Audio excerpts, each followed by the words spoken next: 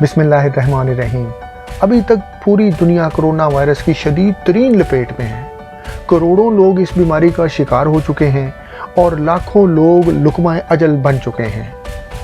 اگر آپ ابھی تک دنیا میں ریکارڈڈ لوگوں کی تعداد دیکھیں جن کو کرونا وائرس ہوا تو تقریباً 115 کروڑ ایسے لوگ ہیں جو اس بیماری کا شکار ہو چکے ہیں، جبکہ 2,55,000 سے بھی زیادہ لوگ اس بیماری کا شکار ہو کے دنیا فانی سے جا چکے ہیں۔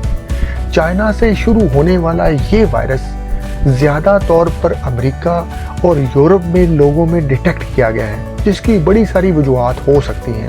اس کی ایک وجہ تو یہ نظر آتی ہے کہ یہاں پہ رہن سہن تنگ ہے، کلوز انوائرمنٹ ہے، جس کی وجہ سے یہ بیماری زیادہ پھیلتی ہے۔ اور یہاں پہ لوگوں کی اموات اس لیے زیادہ ہوئی ہیں ایک اندازے کے مطابق کہ یہاں پہ لوگوں کی عمریں ایک حد سے زیادہ ہیں، تو یہ زیادہ بوڑھے لوگوں کو نقصان پہنچا رہا ہے۔ اب اگر آپ فرض کر لیں کہ خدا نخواستہ کہ یہ موذی بیماری بچوں میں اگر زیادہ مہلک ہوتی تو دنیا میں کتنی تباہی ہوتی۔ ایک اندازے کے مطابق اگر یہ وائرس بچوں کو زیادہ ہوتا تو مہینوں تک سڑکیں گلیاں سنسان ہو جاتی، ہسپتالوں کا حشر ہو جاتا، کاروبار بند ہو جاتے، دنیا میں قیامت کا منظر ہوتا۔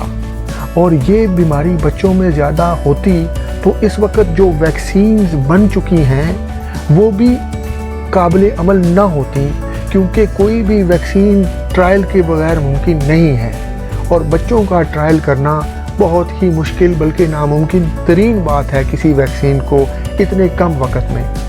اور آپ اگر ابھی تک کی ویکسین کو دیکھیں تو آپ کو پتہ چلے گا کہ کوئی بھی دنیا میں ویکسین جو اپروو ہوئی ہے امریکہ برطانیہ میں وہ 16 سال سے کم عمر کے بچوں کو نہیں لگ سکتی۔